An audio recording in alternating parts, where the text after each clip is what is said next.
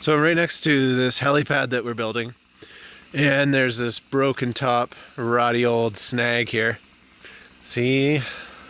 And it is leaning right into that poplar, as you can see. And I really want to avoid it falling over onto the helipad because there is a pipeline that's just right on the edge of the helipad. So these rotty trees, because they don't have any limbs on them, they fall really hard. They hit the ground with a lot of force. If there's limbs, then the limbs kind of cushion the fall when it hits the ground. But these guys, they just kind of obliterate when they hit the ground. So all the force goes right into it all at once, and don't really want to drop that on a pipeline, right? So these also, because there's not really too much left of the wood, they're obviously super dangerous to have right next to a helipad because the downwash will potentially blow them over into the helicopter.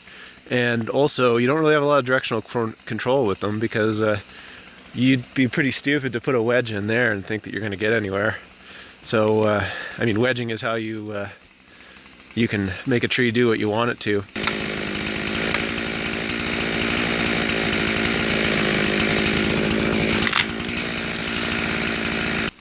So I was going to ask you guys and see if you knew what you should do. Leans pretty predominantly into that other poplar. So what would you do to safely fall this tree?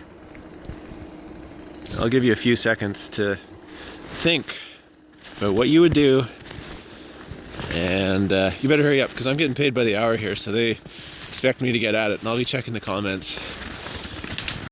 So this is one of those times where there's no way I could safely fall this rotty tree without first falling this poplar. It's got to go.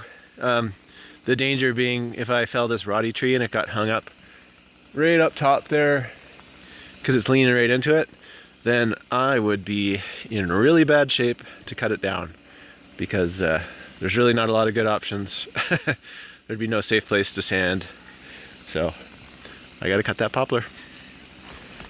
If you guessed that, congratulations. If you'd like a job, just let me know. I did a little clearing around the base of this tree here, so I got some space to work. So I'll show you guys how it's done.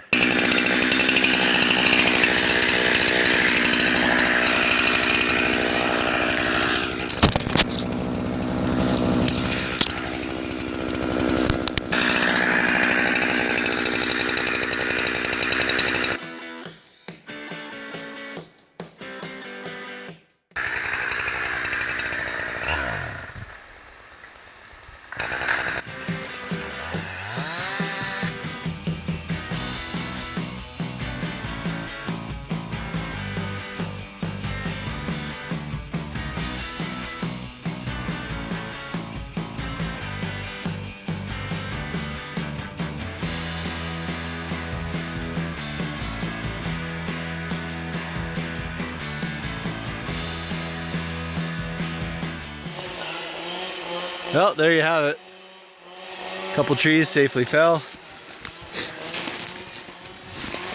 You can see how